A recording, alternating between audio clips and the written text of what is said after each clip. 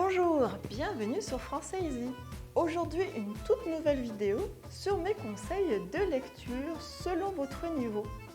Avec le confinement, on a un peu de temps, on a plus de temps même, pour apprendre une nouvelle langue. Et vous vous demandez quelle lecture je pourrais faire pour optimiser mon temps. Alors tout de suite, la vidéo est faite pour vous. Voyons tout d'abord les bienfaits de la lecture. La lecture, ça aide à se relaxer, ça aide à se détendre, on apprend du nouveau vocabulaire, on voit des nouvelles structures et on apprend aussi des nouveaux sujets, des nouvelles thématiques qu'on ne connaissait pas ou qu'on souhaite développer. L'importance dans le choix de lecture, c'est surtout de choisir un thème, un sujet qui vous intéresse.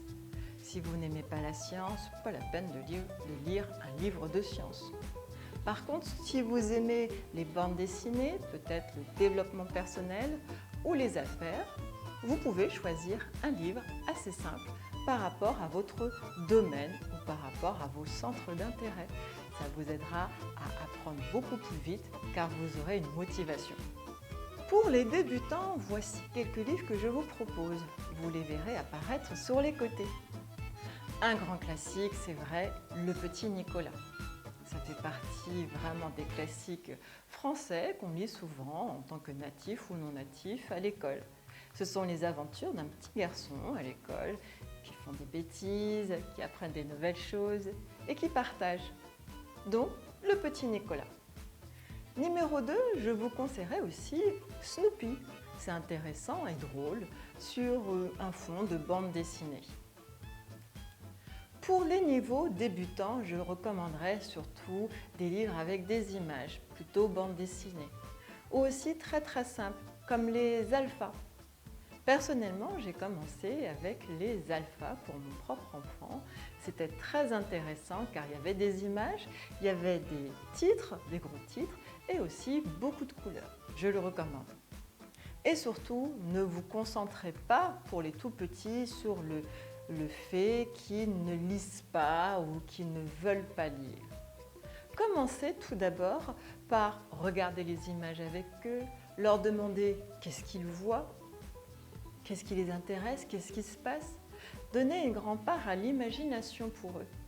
Et au fur et à mesure, allez vers la lecture, pas à pas. Pour les niveaux intermédiaires, les bandes dessinées comme Tintin, aussi des livres comme Arsène Lupin. Il y a la série actuelle Arsène Lupin que l'on voit sur Netflix. Donc vous pouvez lier la série et aussi le roman. Pour les niveaux avancés, si vous aimez les biographies, vous pouvez vous faire plaisir avec la biographie peut-être de Michelle Obama. Vous avez aussi d'autres biographies de grands écrivains connus ou aussi peut-être de personnes connues dans la société. À vous d'adapter et surtout, il n'y a pas de règle ici. C'est de se faire plaisir en lisant. C'est la seule règle. Je vous propose aussi de regarder la collection Hachette-Fleu où vous avez une diversité de livres du niveau A1 à B1, B2. Différents sujets y sont traités, vous pouvez y trouver votre bonheur.